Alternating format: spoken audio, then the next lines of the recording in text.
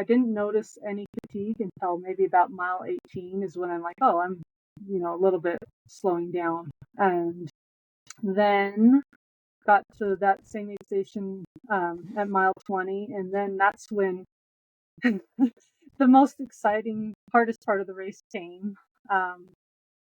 Just as I left the aid station, then it started hailing. And like it was instant and like in your face. So hurried and threw on my trusty poncho and got ready to do this huge climb that goes from, let's see, the aid station was about 6,000 something feet all the way up to 10,000 feet. So it was going to be a 4,000 foot climb altogether. And, the weather's coming. And just then there was a really loud, thunderbolt.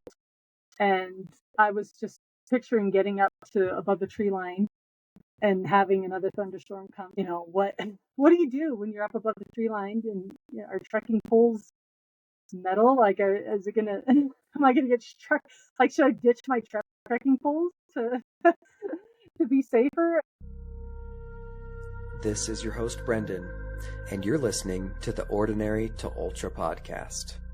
This podcast is all about helping you run your first ultramarathon and beyond. Tune in to hear new and experienced ultra runners share how they got into running in the first place, what inspired them to run an ultra, training and race day tips, and the gripping story of their first ultramarathon. Prepare yourself to be inspired as you hear stories of grit, sometimes failure, but ultimately triumph when our guests finally cross the finish line.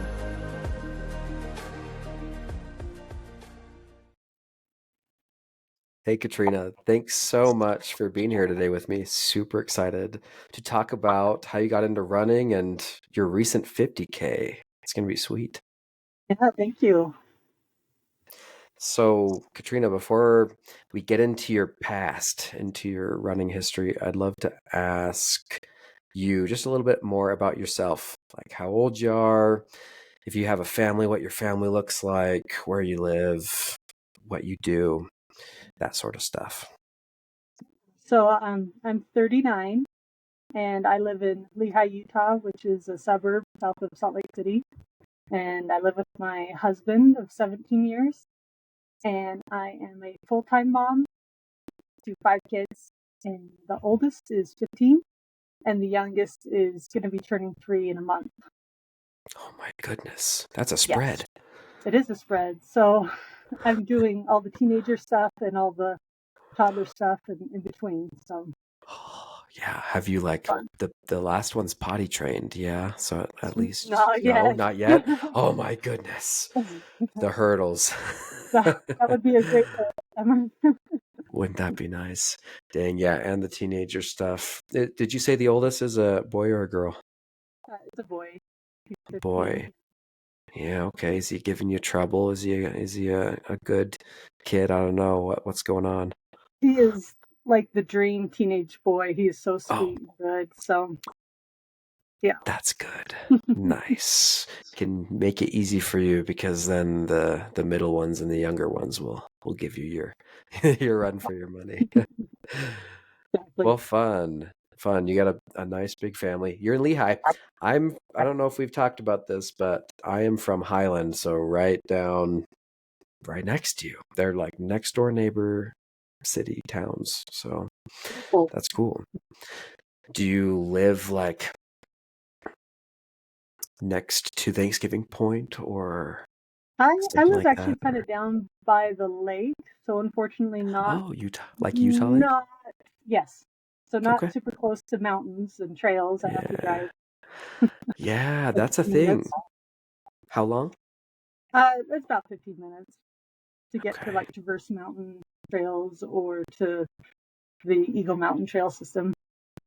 Mm-hmm.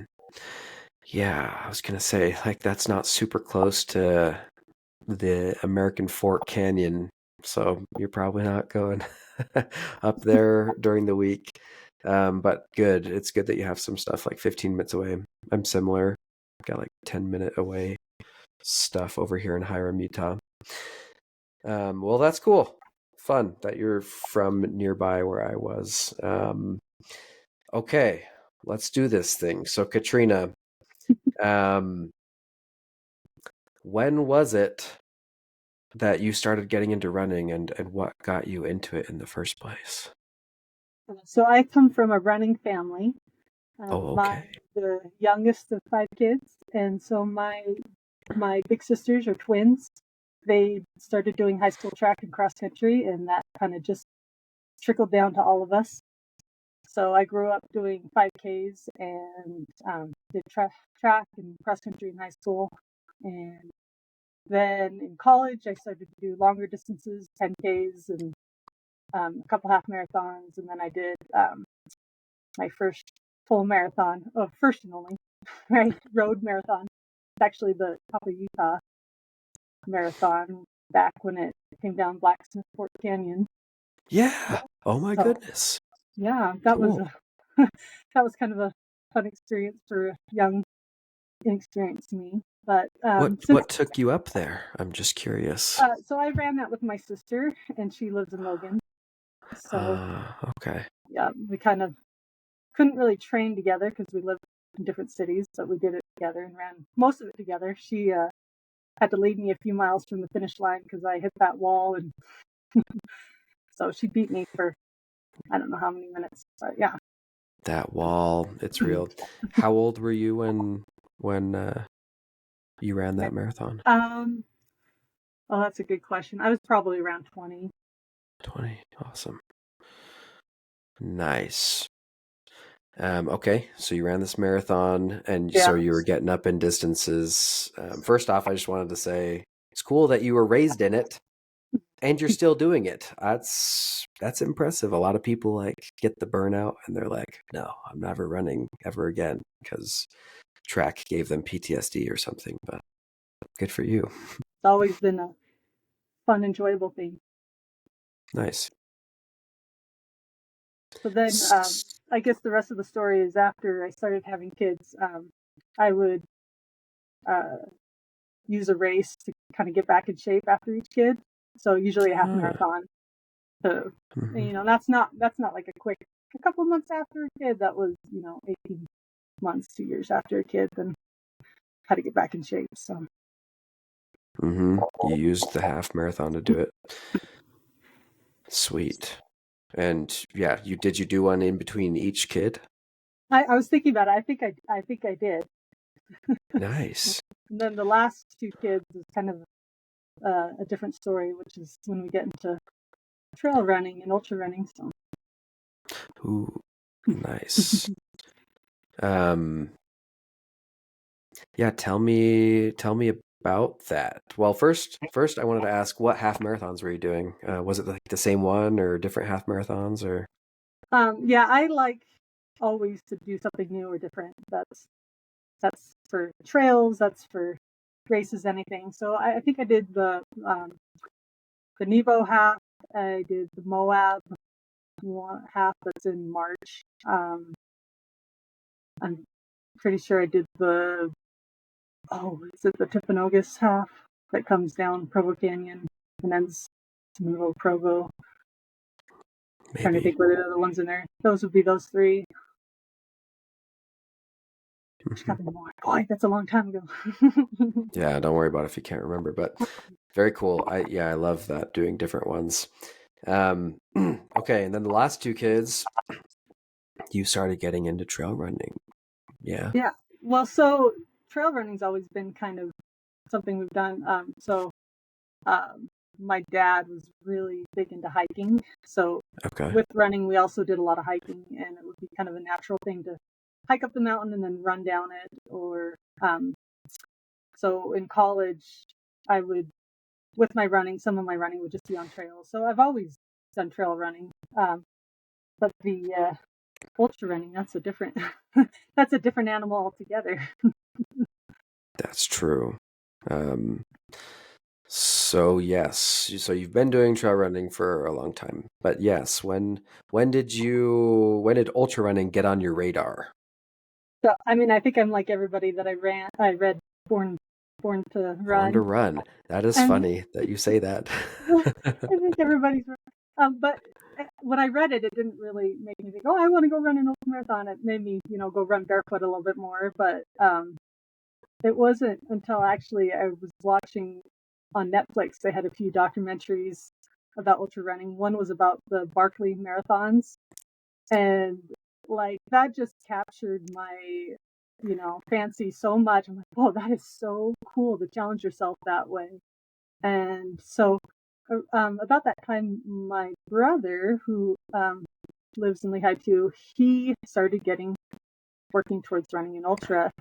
And so, he ran Antelope Island 50K, and he started running these distances. He ran the Squaw Peak 50 miler and a few 100 milers. And so, because we're running family, got to, be a part of that and watch it and pace him. And so through that, I'm like, okay, this is what I want to do. This is such a neat, to be at these races is just inspiring. It's got such a neat energy. And so I'm like, yes, that's what I want to do. So that was probably infectious. Yes, you can't walk away without feeling something from those. So that was probably about the time after my fourth kid was born that I decided I want to run the Squaw Peak 50-mile race. Now it's the Snowy Peaks 50-mile race. They changed the name. By the time I'm 40 years old, that was my goal. So I, gave myself several years to work towards that, with the thought that I'd run a few 50Ks before that. Right. Okay. How old are you right now again? I forgot. I'm 39, so 39. You can do it. I'm not gonna make I'll probably be running it next summer when I turn 40. I've had several setbacks, but have pushed this goal back, so I'm hoping that counts, right? 40. Mm-hmm. Yeah, I'd say so. Wow, that's sweet. And your brother, that's cool. Is he the only one that's doing ultras of your other family members? So far, Yeah. but we'll see. Maybe it'll catch. Yeah, well, yeah. In fact, he's been just, kind of my coach and taught me so much. Check out this book or these resources, and so that's been a huge benefit to have someone to coach you for free. Yeah, for real. And he's got the experience, so that's sweet. Which races did you pace for him? I'm curious. So I paced the Bear 100 for him twice. Yeah.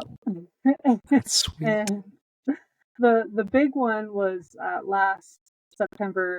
I paced the Wasatch 100 for him for 22 miles. So that was, my longest distance that I've run since back when I ran a marathon. So. Wow. Was that, yeah, how was that? How did that go? It was really good because it got my confidence up, because I think that's always what I struggle with, is not believing in myself that I can do it. And so, it was near the end of the race, so we're going at a much slower pace than probably what I'd train at, a nice comfortable pace. So it was good. It was a good experience to see that, yeah, I can go more than 20 miles. That's huge, and I appreciate you saying that, because it was the same for me with my my first marathon. You don't know how far you can go until you do it, and the more you prove to yourself, I think that you can run long distances and do hard things, the more confidence you build and belief in yourself. It was when I ran my marathon in January. I was like, I think I know that I can run any distance now. Like, the fact that I just did this, and I did the half marathon before that, and I did the 9 miles before, like, yeah, you just have to put in the training and you can do it. Yeah. So that's cool that you did that and have paced some sweet hundreds. The Bear 100 is really close to where I live in Logan. It starts in Logan, Utah, so that's sweet. Man, so much elevation gain in that and the Wasatch 100. That is so cool. I hope I can pace those races too, to help give me the bug. I think pacing is probably the best thing ever because you're not suffering for a whole race, but you get to experience it, and you don't have to pay for the race. It's all grand. Hey, Yeah. that's a good point. Pacers, I never actually knew that. Pacers don't have to pay to participate. That's fantastic. Note, anyone listening that didn't know that. I didn't know that. I guess I just assumed. Okay, so that was about a year ago. That was the Wasatch 100 pacing. Yeah, that was just last fall. Last fall. Okay, and when did you sign up for your first ultra? When did that happen? Well, I actually signed up for one last October, but I got a stress fracture in my heel, so I wasn't able to run that last fall, which is kind of a recurring theme for me, is getting injured and having Boo. to wait. So all my training is a delicate balance between trying to do enough and not injuring myself. So so I signed up for this race that I did last week, just maybe 4 weeks before it, with the thought that this is going to jinx it. I'm going to get injured.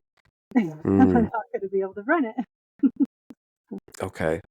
Well, that was smart and strategic because you were like, I'm going to sign up right before it happens so I can make sure that I'm good. Was that what the strategy was? Yeah, I was also kind of waiting to see if he was going to change the course to something that I wouldn't want to run because, so we've had, in Utah, the spring has been really cold, and so all of our mountains still have snow on them. So sometimes that means they have to reroute to lower elevations. So yeah, that is true. Excuse me. Before we head into that, I wanted to talk a little bit more about this stress fracture. So, when did that injury initially happen in your heel? it was the first run I did after pacing the Wasatch 100. So I rested for a week or so, and then I went out and I ran on hard surface roads. A little too fast, which apparently that's the recipe for a stress fracture, is if you're not used to running on hard surfaces and then suddenly go at it. So that was a mistake on my part for switching surfaces that quickly. So you don't, when you train, do you typically always trail run? You don't usually do road? For that fall, I had been doing almost only trail running, or through the summer. It was through the summer. Because when my kids are home, and then I'm a little bit more free to go run on trails. So now I use a treadmill an awful lot. So yeah, I'm not doing a whole lot of running on roads. Okay. Well, I think that's ideal for an ultra runner, being able to get out on the trail most of the time instead of road, I do a mix because there's the convenience of walking out your door and running, but it's not nearly as pretty as trail running. And I don't know. You got to trail run if you want to do ultras, so you get the hills and all the difference in terrain. Okay, dang, I'm sorry about this stress fracture in your heel. Was it your left or right heel? It was my right. Your right heel. And since then, it's been recurring? No, so I just quit doing anything that fall and went into winter and let it heal. It did cause some interesting things with plantar fasciitis coming back into training in January, because must have been walking weird on my foot and the muscles atrophied. I'm not sure what, but so the stress fracture didn't come back, but I did deal with foot pain for quite a while at the beginning of the year. Yeah, that makes sense. Yeah, you're like trying to avoid walking on your heels. You're like walking funny. Ugh, boo. I was gonna ask too what shoes you wear.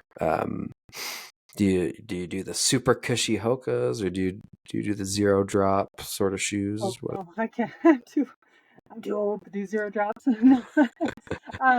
Yeah. Let me think. What I just got some Asics. I wish I could go look and see what they are, but that are very Okay, cushy. they're They're cushy. walking on clouds. Sweet. Okay, and that's for the trail and the road. Yeah, for the trail. I like Asics for roads too. But Mm-hmm. Okay, well that's good to know. Like, note for anyone listening. Like, yeah, I think it makes sense to do the cushy ones if you're having foot issues, maybe.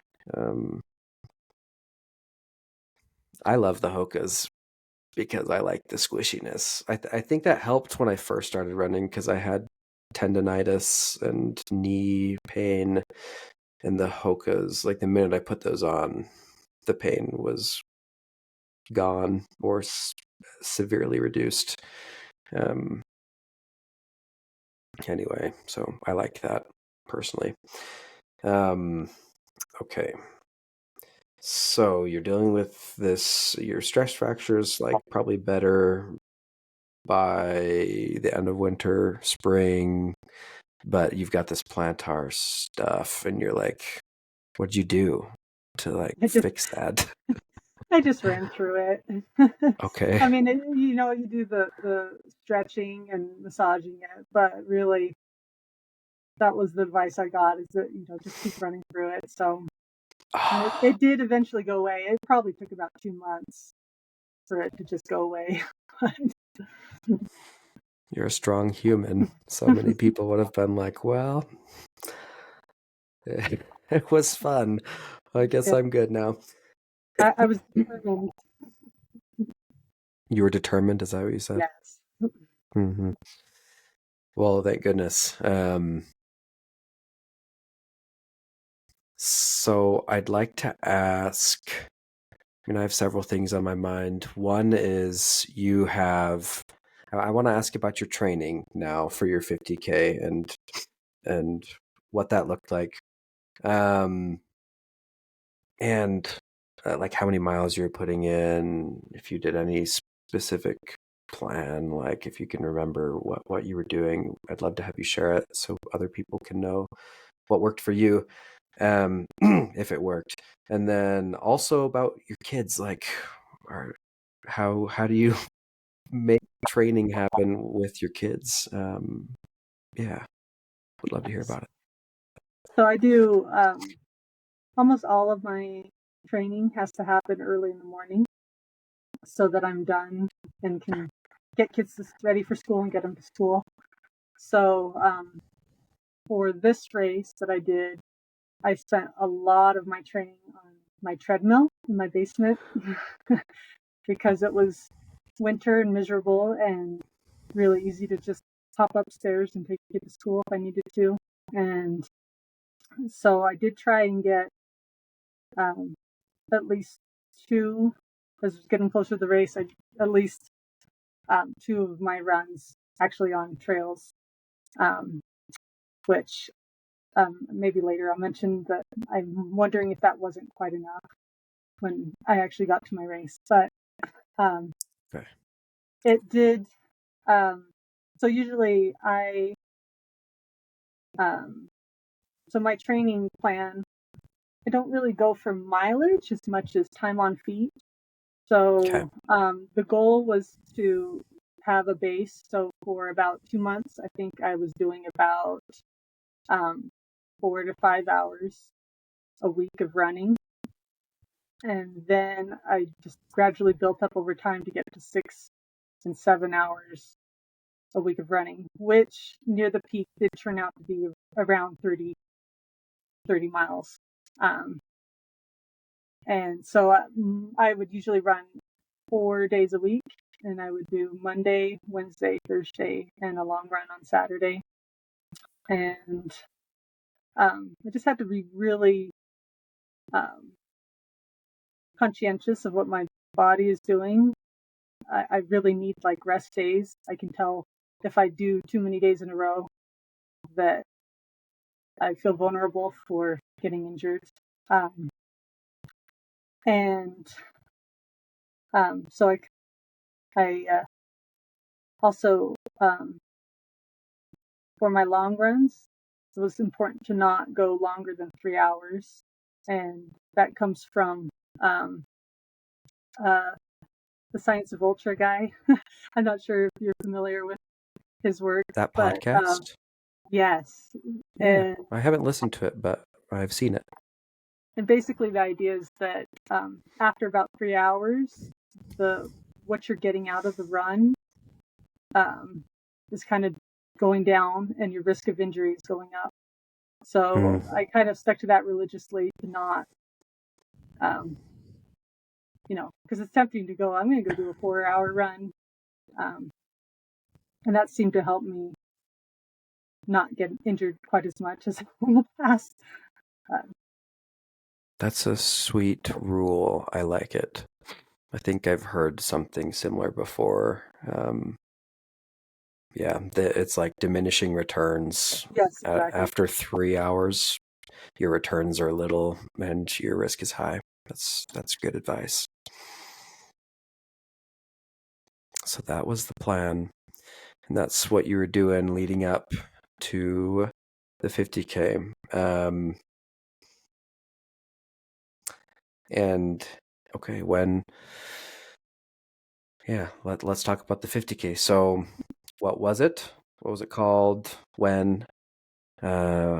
Elevation gain, just some of the details like that, and then we can get into the story. So I ran the Connors Plains 50K, and it's part of the series of races put on by Jimmy Thomas out of Tooele, and they're all in the Ochre Mountains. And so this race had a half marathon and a 50K and a 50-mile all going at the same time, but different courses. And so it was supposed to be 31 miles and 9,000 feet of elevation gain as you go up and down the mountains a few times. That is a lot. That's a lot. I mean, you consider the Bear and Wasatch 100s, have like 23,000 feet of elevation gain. You're doing almost half of that in 31 miles. That's a lot. And my first 50K coming up, mid-mountain 50K in Park City, is half that. It's like 4,500, I think. So I'll be chilling. Or Katrina over here is hauling up the mountain. Whew. That's awesome. Okay, so thanks for the deets. So, race day. This was recent, so that's perfect. I'd love for you to recall as much as you remember and as much detail as you remember, as you can remember. Like starting from when you woke up, how much sleep did you get? What did you eat for breakfast?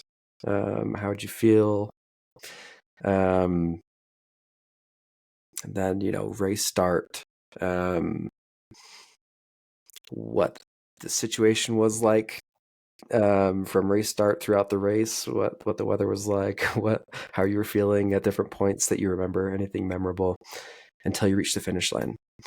I'd love to hear all that you can remember. So I have to go back a little bit. So the other detail is that about 4 weeks before the race started, I could tell that I strained a muscle in my quad, and I could tell it wasn't bad, but it was there. And so I just, even though I needed maybe another week or two of, highest mileage training weeks, I decided to just stop running altogether and not risk really injuring it. So I went into the race not having run on it really for 4 weeks, not knowing what it was going to do. And so there's that detail. The other Thank one, you. That's a huge detail. that's a huge detail. So the other part was, about a week before the race, we looked at the weather. I ran it with my brother. He also ran the 50K, not with him, obviously, because he's fast and experienced, but we both did it together. We looked at the weather, and it said 75 degrees and sunny, and we celebrated, yay, it's going to be great weather.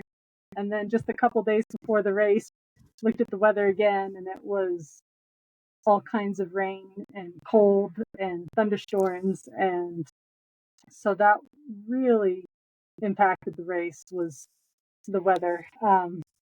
I'd already expected there to be snow. I knew there was going to be snow on the course still that hadn't melted, and I was expecting, kind of the trail to be rivers at point as the runoff is coming down the mountain. So the weather was a big part of the race.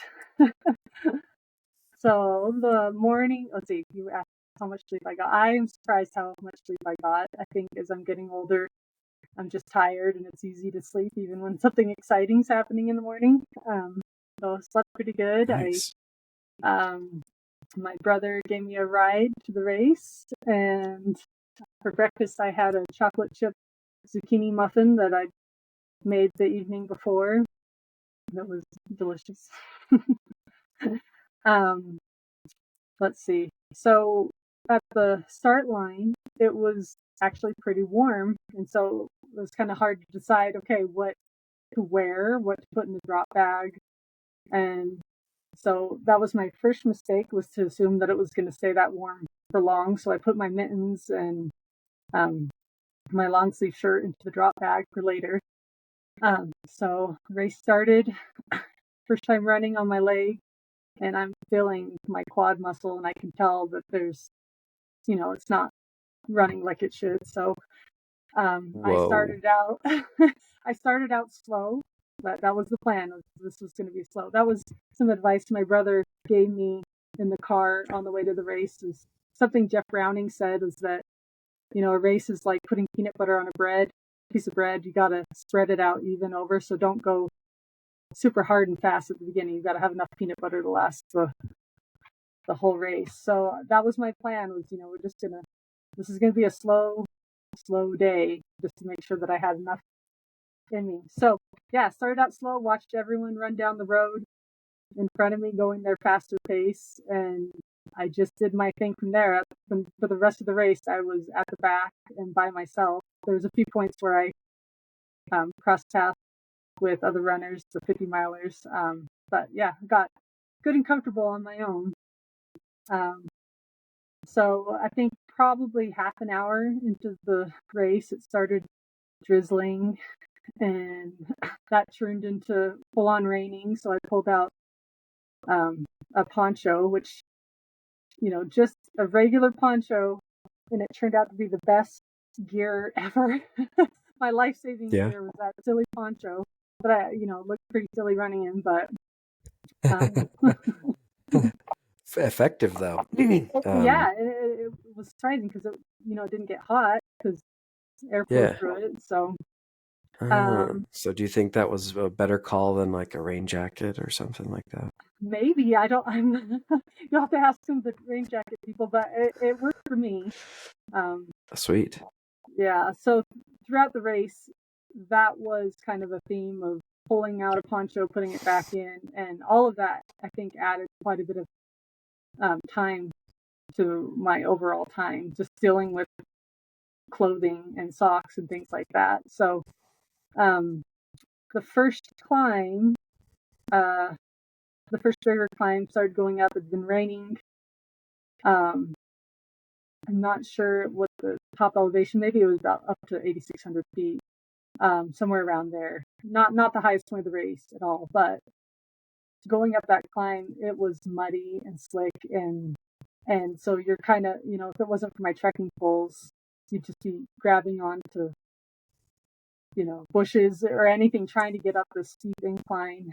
And by the time I got to the top, it'd been starting to snow, and my hands were cold. I'm like, wait, this is kind of dumb. Like I've I've made a mistake here. But made it to the top and started the descent down to the second aid station, and that descent was just as messy, slidey. Can't run, not runnable. So much of the race wasn't actually runnable because of the mud, and which I guess worked out for me because I was going to go slow anyway. Do you think it was worse too because everyone in front of you had like stomped on it and like made it worse? I don't know if that is a thing. So there was only 34 runners. Okay. So that first climb and descent wasn't bad, but I had to go up that same section later on the race, and I definitely had that thought, like, boy, there's been a lot of people on this, and it was messier. So Okay. there were points where I just jumped off the trail and ran on vegetation because that was safer and Yeah. a little bit better. But My goodness, you mentioned socks. Did you change your socks several times too? Because it was like mushy. So that was one smart thing I did, is that I had 2 extra pairs of socks that I left in my drop bag. So the same aid station, we went to the same aid station twice. So I changed my socks at mile 10 and then at mile 20. And I don't know what would have happened if I hadn't, but at least mentally it made me feel like, yes, I'm drier and warmer for at least a few minutes. The rain did stop at points. So coming down that decline to the second aid station at mile 10, the rain stopped. The sun rarely came out, but at least you could see, oh, this is pretty. The mountains. So, this is actually a pretty place we're running through. So, I felt really good. I didn't notice any fatigue until maybe about mile 18 is when I'm like, oh, I'm, a little bit slowing down. And then got to that same aid station at mile 20. And then that's when the most exciting, hardest part of the race came. Just as I left the aid station, then it started hailing. And like it was instant and like in your face. So hurried and threw on my trusty poncho and got ready to do this huge climb that goes from, let's see, the aid station was about 6,000 something feet all the way up to 10,000 feet. So it was going to be a 4,000 foot climb altogether. And, the weather's coming, and just then there was a really loud, thunderbolt. And thank heavens that was the only one. There was only one lightning strike, but I was just picturing getting up to above the tree line and having another thunderstorm come. So that actually was probably one of my biggest concerns of the race was, what do you do when you're up above the tree line and are trekking poles metal? Like, is it gonna? Am I gonna get struck? Like, should I ditch my trekking poles to to be safer? So thank heavens that was the only one. So my brother actually was up above the tree line when that happened, when that storm came in. So he says he had to hit the deck, and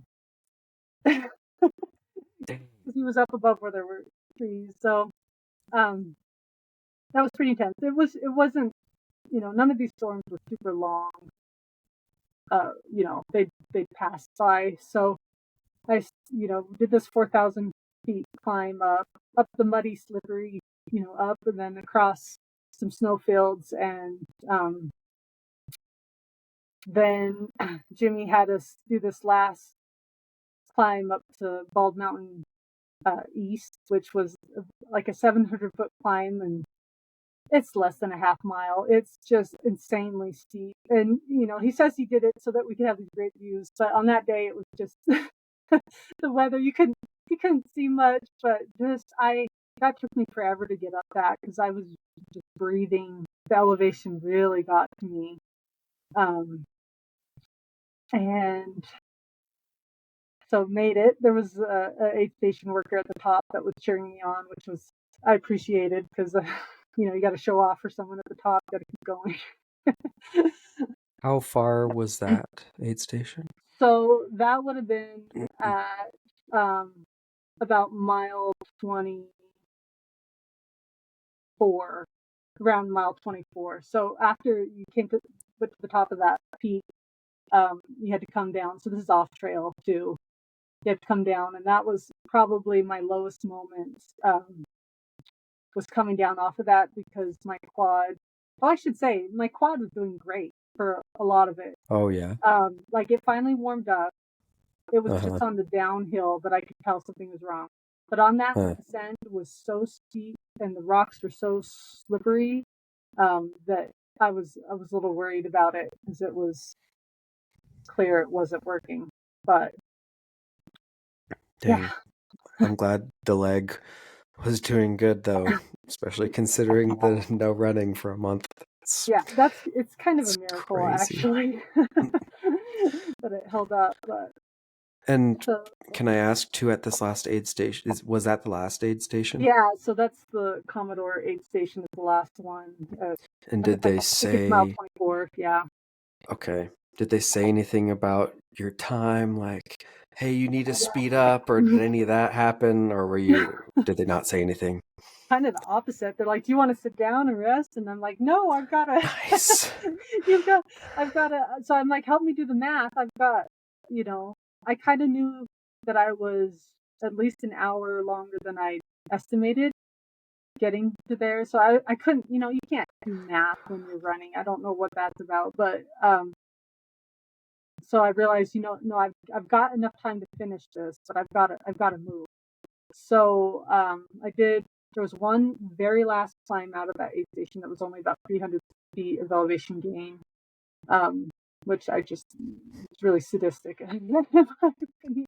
But I came out of that, and then from there on, it was downhill. And so it's actually on a road, so it's very runnable. And so for the last, I don't know, 4 to 5 miles, I actually ran. Yes. Actually ran a lot.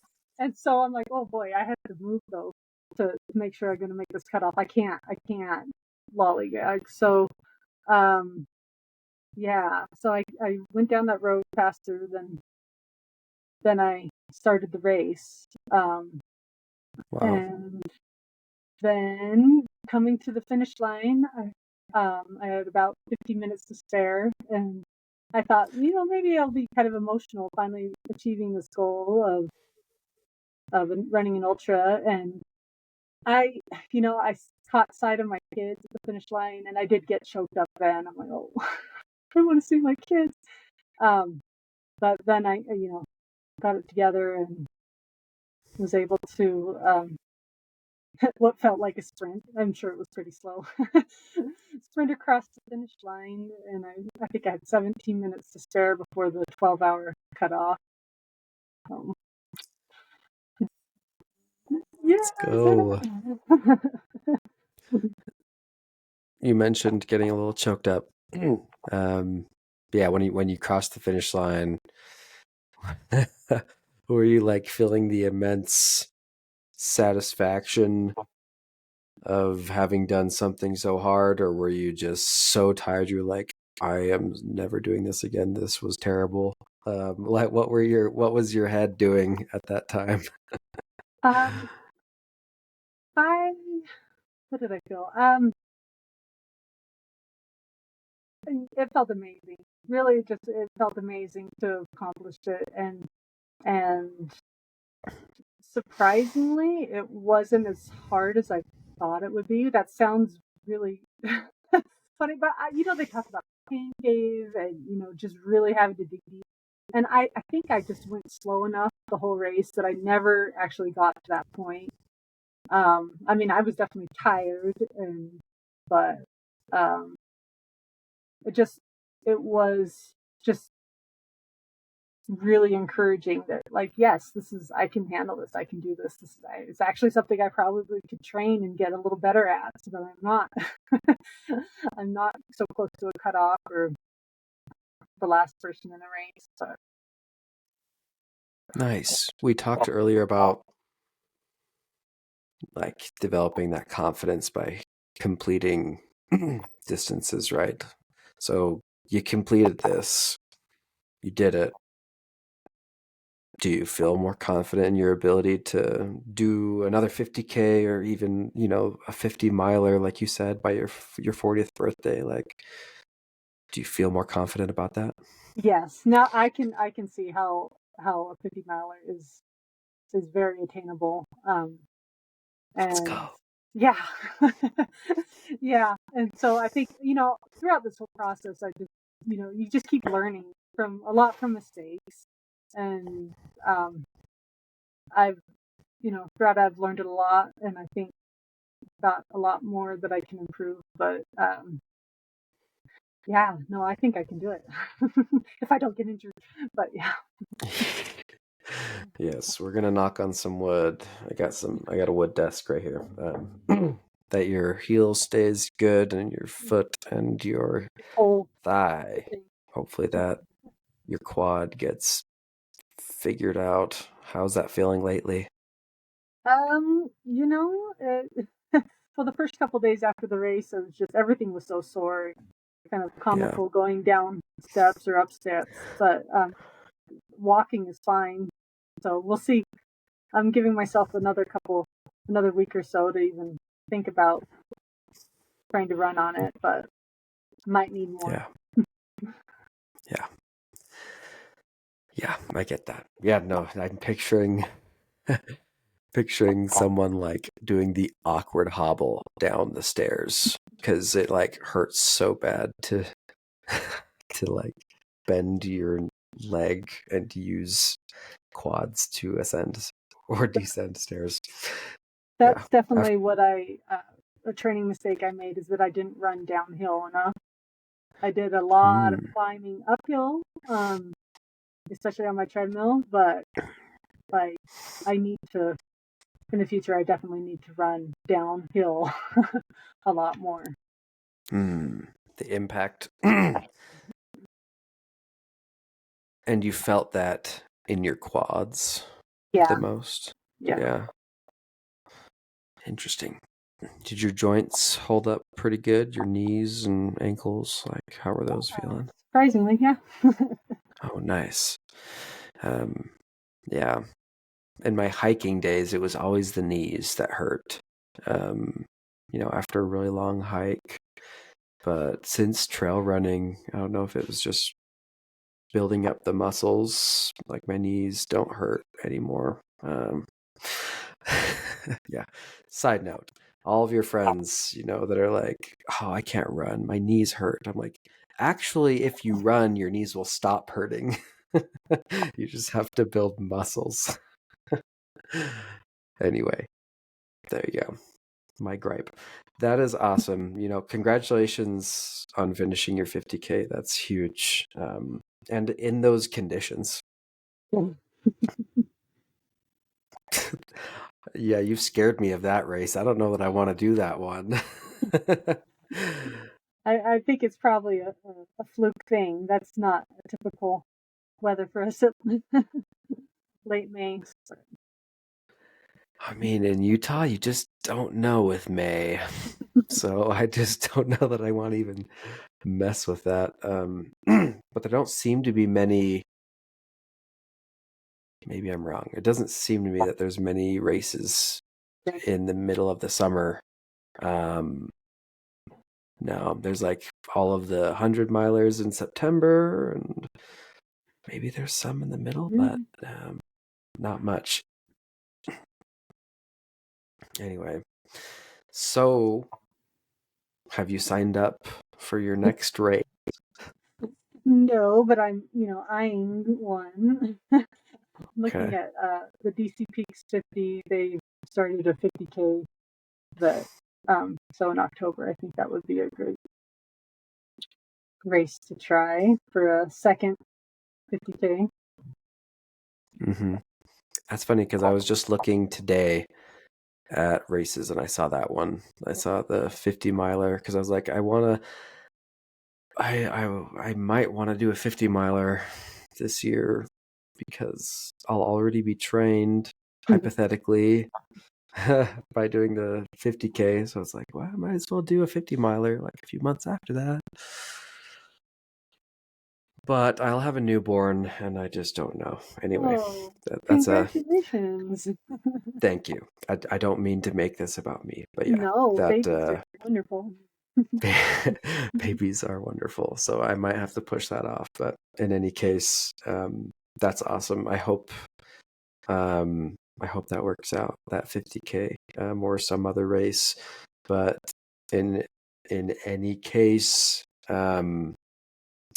I'll keep up with you and see how that's going, and look forward to seeing where you go in the future. Getting that 50, we'll have to talk again After by all, your 50 miler for your 40th. That is a sweet goal, and you will get it.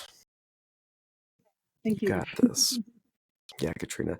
Well, thanks for your time. Thanks for sharing your story, how you got there.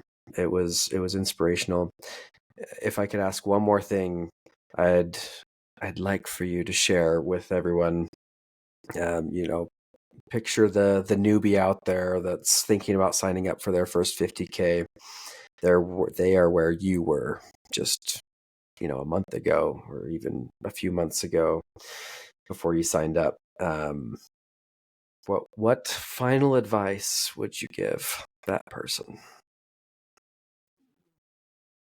I think that this is definitely a space for a growth mindset, and that you kind of have to be patient. It's all a patience thing, and sometimes there's couch to 5K quick things that you can do, but this is one thing that it's okay to take your time and learn as you go, and learn more about how your body works, and the science of this, and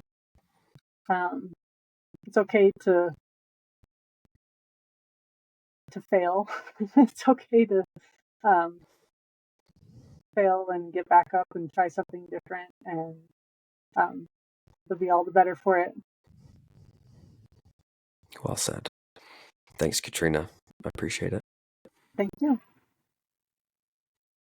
Hey, your host Brendan here. I just wanted to thank you personally for listening to today's episode. As someone preparing for my own first ultramarathon, I've found these conversations to be super valuable, and I hope they are for you as well. Whether you're listening on Apple, Spotify, YouTube, or somewhere else, make sure to follow or subscribe so you know when the next episode comes out. Also, make sure you check out the show notes of this episode. There's a link to sign up for the Ordinary to Ultra email newsletter, to join our Facebook and Strava groups where you can meet other people striving to run their first ultra marathon, and see any links that our guests may have provided as well. Thanks again, and we'll catch you in the next episode.